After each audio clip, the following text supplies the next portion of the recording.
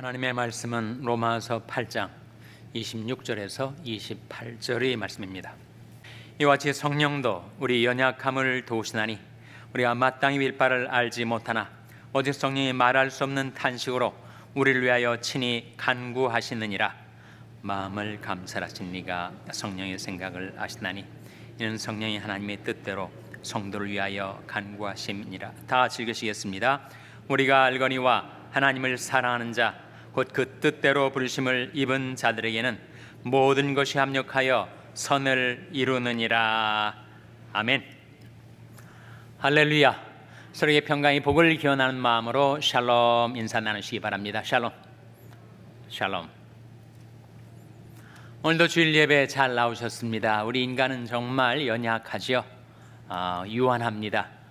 인간의 연약성과 유한성을 성경은 세 가지 비유로 우리에게 보여주고 있습니다. 인간은 질그릇과 같다, 풀과 같다, 안개와 같다.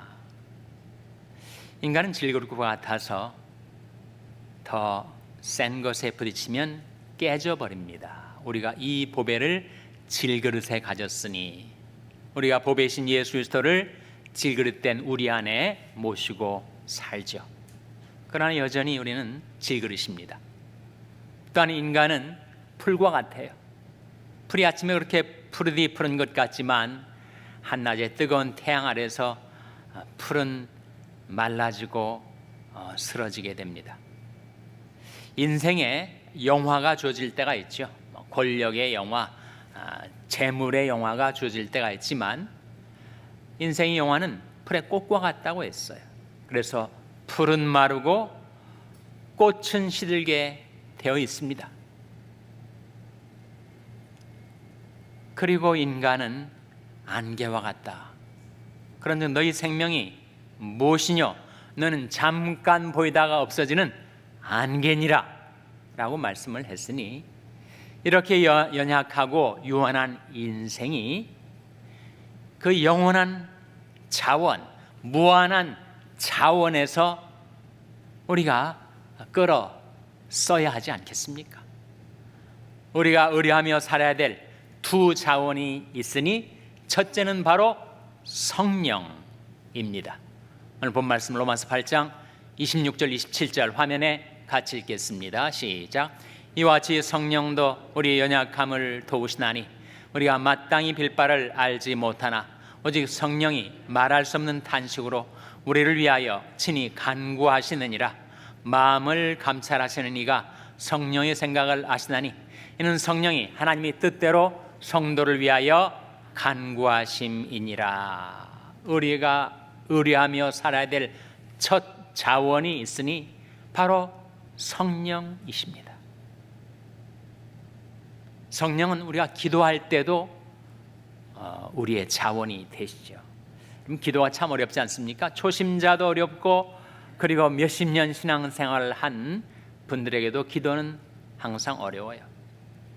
기도가 어려운 이유는 눈에 보이지 않는 하나님 앞에 기도한다는 것이 영적으로 어렵고 또 하나는 내가 기도하고 싶은데 기도하려고 하는데 무엇을 위해서 기도해야 할지가 막막해질 때가 있어요.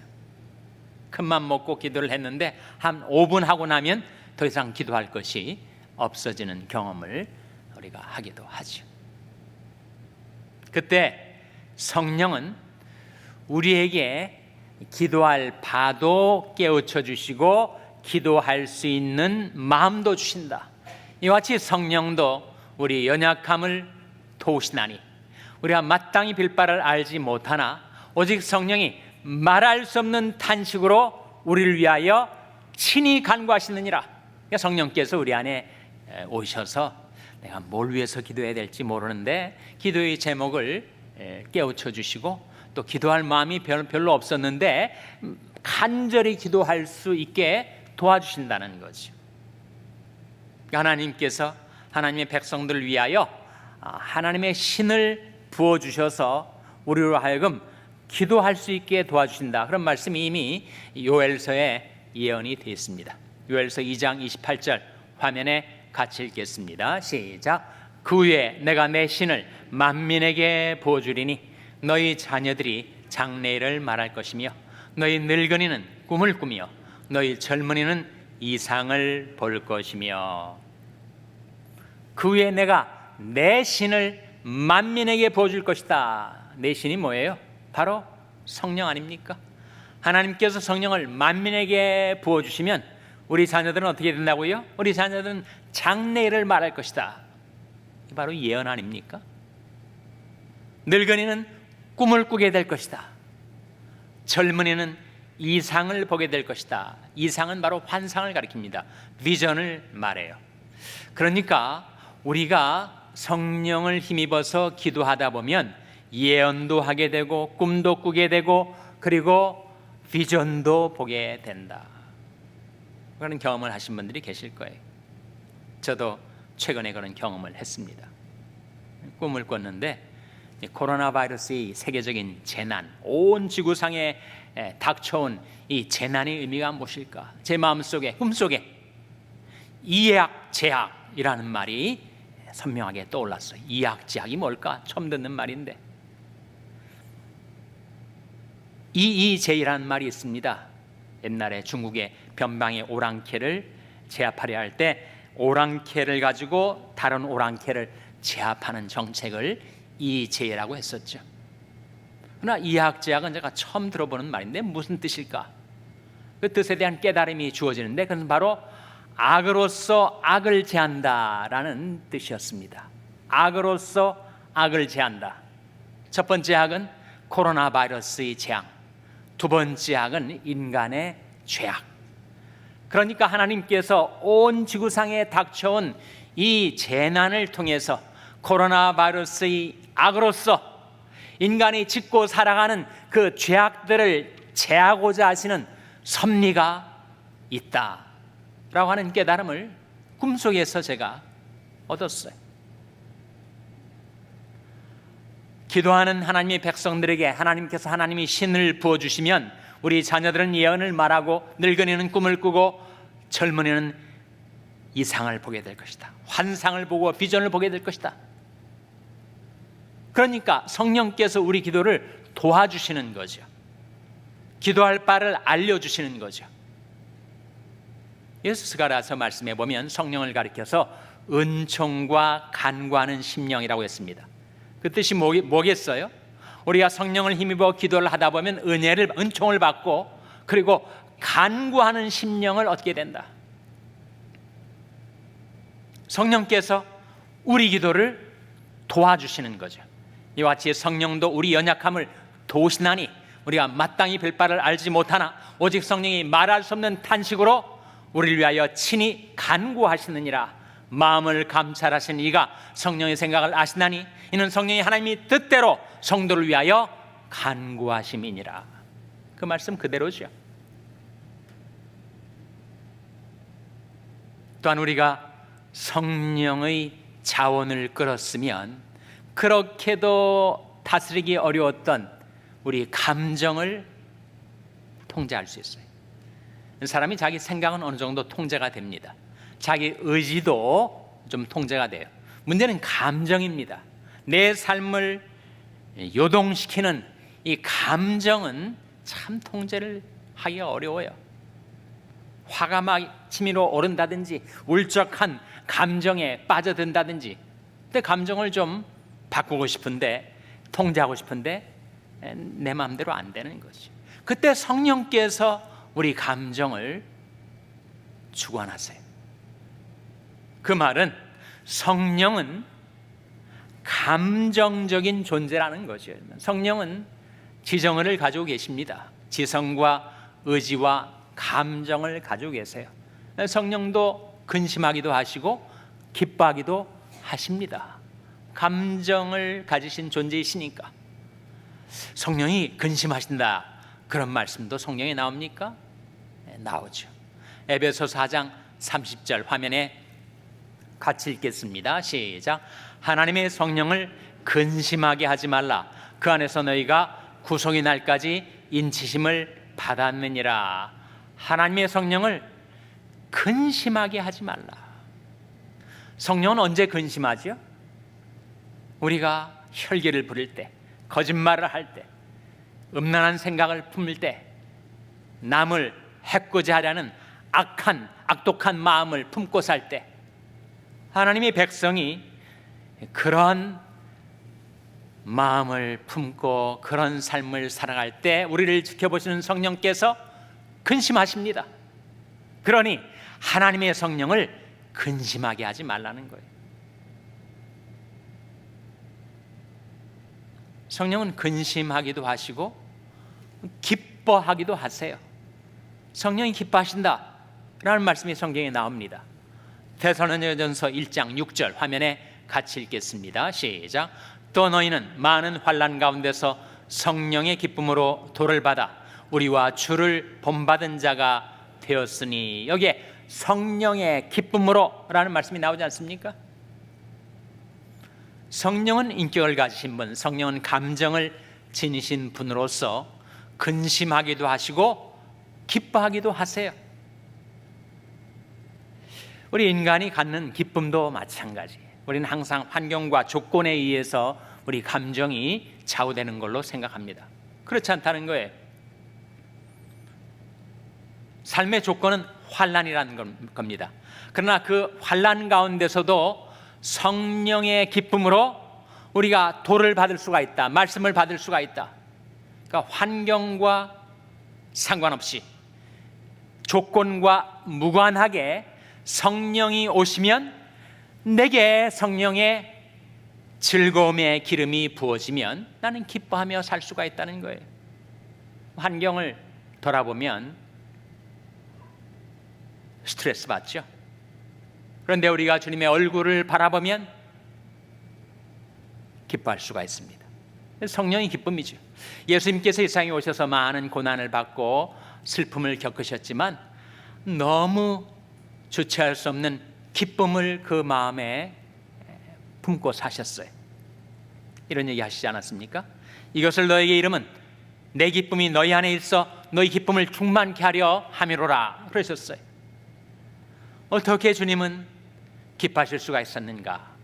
예수께서 성령으로 기뻐하여 가라사대, 그런 말씀이 나오지 않습니까? 예수님은 성령으로 기뻐하셨습니다. 성령의 기쁨이 예수님 안에 있었기 때문에 환경과 조건과 상관없이 그런 기쁨을 갖고 사실 수가 있었다는 거예요. 성령은 근심하기도 하시고 기뻐하기도 하십니다. 정말 조울증에 걸린 것도 아닌데 마음이 조증 상태에 있다가 우울증 상태로 떨어지는 우리 요동치는 감정을 성령께서 통제하실 수가 있다. 우리가 끌었어야 될 자원이에요. 마음이 너무 우울하고 디프레션에 빠진 것 같고 울적할 때 성령의 기쁨이 우리 안에 부어지면, 즐거움이 기름, 희락의 기름이 우리 안에 부어지면 우리는 거기서부터 탈출할 수 있습니다. 그러니까 우리가 성령을 의뢰하여 살아가면 우리의 요동치는 감정을 다스릴 수가 있다. 성령의 주관하심 아래서 우리가 성령을 의뢰하여 살아간다고 할 때 성령은 우리의 마음, 우리의 인격을 변화시켜 주십니다. 여러분, 내 스스로 내 마음을 고칠 수가 없어요. 내 심보를, 잘못된 내 심보를 고치기가 얼마나 어려운지. 그러나 하나님의 성령이 역사하시면 내 마음이 달라지고 내 인격이 변화가 된다. 고린도서 3장 18절에 나온 말씀이죠. 화면에 한번 같이 읽겠습니다. 시작. 우리가 다 수건을 벗은 얼굴로 거울을 보는 것 같이 주의 영광을 보매 저와 같은 형상으로 화하여 영광으로 영광에 이르니 곧 주의 영으로 말미암음이니라. 무엇으로 말미암는다고요? 주의 영으로 말미암는다. 성령이 역사하시면 내 심보가 달라지고 내 마음이 변화되고 내 인격이 변화되어 하나님의 형상으로 화게 된다. 그런 말씀 아닙니까? 구체적으로 뭘 말하는가? 여러분, 주님의 형상과는 전혀 어긋난 것이 인간이 자주 품게 되는 교만한 마음 아닙니까? 교만한 마음. 뭐가 좀 잘 돼가지고 내가 교만한 마음을 갖게 되었을 때, 그때 성령께서 내 교만한 마음을 꺾으세요. 어떻게 꺾으시는가? 만일 누가 아무것도 되지 못하고 된 줄로 생각하면 스스로 속임이니라, 그 말씀을 생각나게 하셔서 내가 아무것도 되지 못하면서 된 줄로 교만했구나, 그렇게 나를 깨우쳐 주시는 거지. 또 사소한 일로 내 마음이 우울해지고 낭망이 될 때, 그리고 장래에 대해서 불안해할 때, 그때 성령께서 오셔서 자주 우울해지는 내 마음을 변화시켜 주십니다.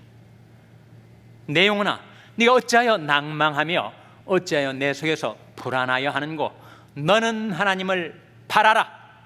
나는 내 얼굴을 도우시는 내 하나님을 오히려 찬송하리로다. 그 말씀을 기억나게 하셔서, 그렇지, 내가 이렇게 우울해하고 불안해할 이유가 없지, 하나님을 바라며 살아야 하겠구나. 성령께서 우리 마음속에 새로운 희망과 용기를 부어주시는 거지. 그래서 연약하고 유한한 우리 인생이 그 무궁무진한 자원을 의뢰하며 살아야 할 때, 첫째로 우리가 의뢰할 자원, 그것은 바로 성령이십니다. 성령께서 여러분의 기도를 도와주시고, 성령께서 여러분의 감정을 주관해 주시고, 성령께서 여러분의 인격을 하나님의 형상으로, 예수 그리스도의 인격으로 변화시켜 주시기를 주님의 이름으로 축원합니다.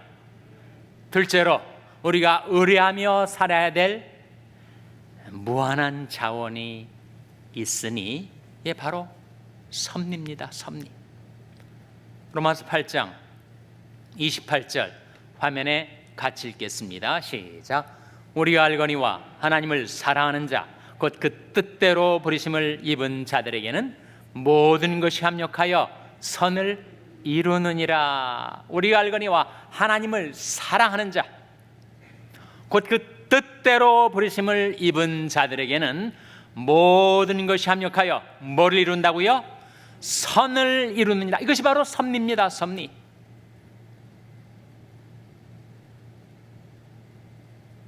사람에게는 좋은 일만 생기지 않고 나쁜 일도 생기죠. 즐거운 일만 있는 게 아니라 또 슬픈 일도 생깁니다. 그러나 어떤 일이 생기든 간에 하나님을 사랑하는 자, 곧 그 뜻대로 부르심을 입은 자들에게는 하나님께서 모든 것이 합력하여 선을 이룰 수 있도록 우리의 삶을 섭리해 주신다. 그 말씀이죠. 이 섭리란 말이 성경에 나올까요? 안 나올까요? 나온다면 한 몇 번쯤 나올 것 같습니까? 질문을 들어보니 힌트가 들어있는데 아마 많이 나오지는 않는가 보다, 이렇게 추측을 하시면 그건 educated guess가 되는 겁니다. 근데 희한하게도 성경에, 우리말 성경에 섭리란 단어가 한 번도 나오지 않아요. 섭리를 영어로 뭐라고 하죠? 섭리를 영어로 providence라고 합니다. providence. 그럼 영어 성경에 providence란 말이 몇 번 나올까? 희한하게도 한 번도 안 나와요. 아니, 그 중요한 신학적인 개념인 섭리란 말이 왜 성경에 안 나오는 것일까? 섭리, providence라는 말은 안 나오지만 거기에 해당되는 무수한 표현들이 성경에 나와요. 섭리에 해당되는 성경의 용어가 뭐예요? 이게 바로 손입니다. 손. 하나님의 손, 하나님의 선한 손, 성경에 많이 나오지 않습니까? 명사로는 손이고 동사로는 붙들다입니다. 손으로 붙드는 거 아니에요? 그러니까 섭리라는 말도 프라비던스라는 말도 성경에 안 나오지만 그 뜻, 그 의미는 성경에 계속해서 나오고 있습니다. 우리는 하나님의 섭리, 힘입어서 보호를 받으며 살아가요. 이 세상에 얼마나 위험이 많습니까? 사고가 많습니까? 박테리아, 바이러스가 우글거리고 득실거리지 않습니까? 그런데 하나님께서 우리 생명, 우리 안전, 우리 건강을 보호해 주셨잖아요. 제가 자주 기도하는 표현 가운데, 하나님, 이 코로나 바이러스가 그리고 델타 변이가 아무리 극심해도 하나님의 백성들을, 저희 가족들을 하나님께서 성령이 불땀으로 보호해 주시옵소서 기도한단 말이에요. 하나님의 섭리의 손길로 우리를 보호해 주시는 겁니다. 그러다가 우리가 넘어질 때가 있어요. 시험에 든다든지 또는 실족한다든지 또는 곤경에 빠진다든지 넘어질 때가 있습니다. 그러면 하나님이 우리를 그냥 포기해 버리시고 방치해 두시는가? 그렇지 않아요. 하나님의 섭리가 우리에게 다가와 그 손으로 쓰러진 나를 다시 붙들어 일으켜 세워주십니다. 시편 37편 24절 화면에 나온 말씀 같이 읽겠습니다. 시작. 저는 넘어지나 아주 엎드러지지 아니함은 여호와께서 손으로 붙드심이로다. 저는 넘어지나 아주 엎드러지지 아니함은 왜라고요? 여호와께서 손으로 붙드심이로다. 이 말씀 속에도 섭리란 단어가 하나도 안 나오죠. 그러나 여호와께서 손으로 섭리입니다. 붙드심이로다 섭리를 가리켜요. 하나님께서 우리 삶을 그렇게 보호해 주십니다. 주께서 저희 천우를 두르시며 내게 안수하셨나이다 하는 말씀이 시편에 나오는데, 주님께서 우리 주위를 두르고 계세요. 그리고 우리에게 안수해 주고 계십니다. 우리를 보호하시는 하나님의 섭리죠. 여러분이 잘 아시는 기도 가운데 역대상 4장 10절에 야베스의 기도란 게 나와요. 그 기도의 내용이 이렇습니다. 원컨대 주께서 내게 복에 복을 더하사 나의 지경을 넓히시고 주의 손으로 나를 도우사 환난을 벗어나 근심이 없게 하옵소서. 그 기도에 뭐가 들어있습니까? 주의 손으로 나를 도우사. 주의 손, 이게 바로 섭리라는 거죠. 하나님의 섭리의 손으로 나를 보호하시고 도와주셔서 내가 환난을 벗어나 근심이 없이 평안히 살 수 있게 해주시는 것, 하나님의 섭리 아닙니까? 그 하나님의 섭리의 손길이 여러분에게 미쳐 있는 걸로 믿으시기 바랍니다. 우리가 하나님의 섭리를 의뢰하며 살아야 되는 또 하나의 이유가 있는데, 바로 하나님의 손에서 우리에게 필요한 모든 것들을 공급받는 거죠. 역대상 29장 14절 화면에 나온 말씀 같이 읽겠습니다. 시작. 나와 나의 백성이 무엇이간데 이처럼 즐거운 마음으로 드릴 힘이 있었나이까? 모든 것이 주께로 말미암았사오니 우리가 주의 손에서 받은 것으로 주께 드렸을 뿐이니이다. 이 말씀 가운데 모든 것이 주께로 말미암았사오니 우리가 주의 손에서 받은 것, 우리 하나님의 섭리 그 자원에서 우리가 끌어쓴 거죠. 우리 생활의 진정한 필요를 하나님께서 늘 공급하여 주시는 것은 하나님의 선하신 섭리 때문이라는 거예요.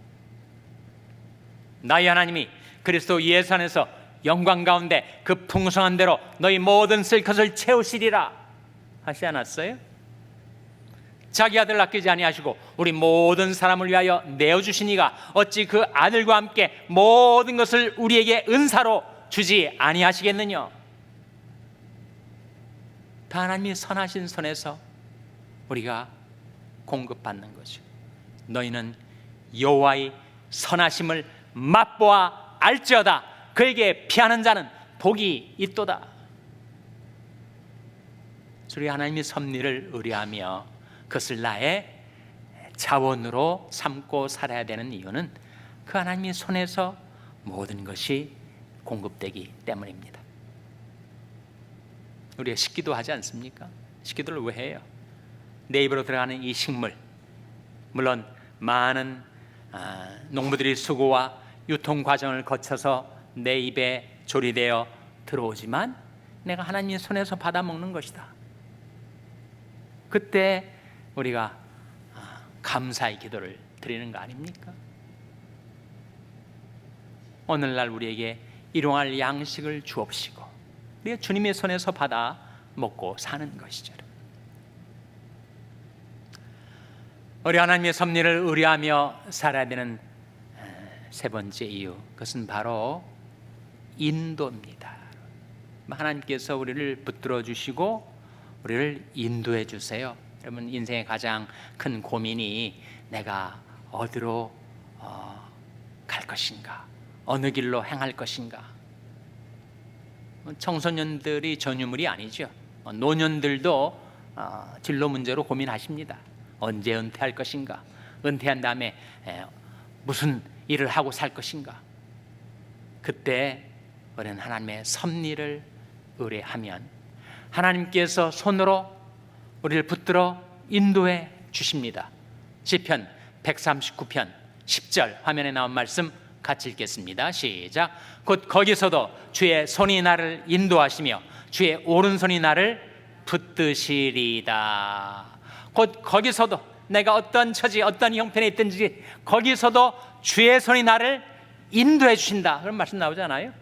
그리고 주의 오른손이, 권능의 손으로 우리를 붙들어 주신다. 이게 섭리죠, 섭리. 제가 이 길로 가야겠습니까? 저 길로 가야겠습니까? 내일을 알지도 못하니 내가 장래를 어떻게 알고 진로를 내가 결정할 수 있겠어요? 그때 주님 앞에 나와서 기도하면서 하나님의 섭리의 손길을 의뢰할 때 주께서 나를 붙들어 그 손으로 나를 인도해 주신다는 거죠. 내가 항상 주와 함께하니 주께서 나의 오른손을 붙으셨나이다. 주의 교훈으로 나를 인도하시고 후에는 영광으로 나를 영접하시니. 그 말씀대로입니다. 인생은 연약하고 유한합니다. 마치 못과 같은가, 질그릇과도 같고 풀과도 같고 안개와도 같이 무상한 존재. 그런 우리가 영원하신 성령을 의뢰하고 무한하신 하나님의 섭리의 손길을 힘입어 평강 가운데 살아가는 저와 여러분 될 수 있기를 주님의 이름으로 축원합니다. 기도하시겠습니다. 하나님 아버지, 연약하고 유한한 저희들의 인생이 영원하시고 무한하신 하나님의 성령과 하나님의 섭리를 제 인생의 자원으로 삼고 계속해서 그 자원에서 공급을 받아 살 수 있게 주신 것을 감사드립니다. 하나님, 생명도 건강도 안전도 평강도 가정도 교회도 모든 가장 귀중한 가치들이 다 하나님의 선하신 손에서 나온 것임을 믿고 제디 하나님의 섭리의 손길을 의지하오니 주 성령께서 저희들을 하나님의 형상으로 변화시켜 주시고 주님의 선한 손으로 저희와 함께해 주시고 저희들을 붙들어 주시고 저희들을 인도하여 주시기를 바라옵고 예수님의 이름으로 기도하옵나이다. 아멘.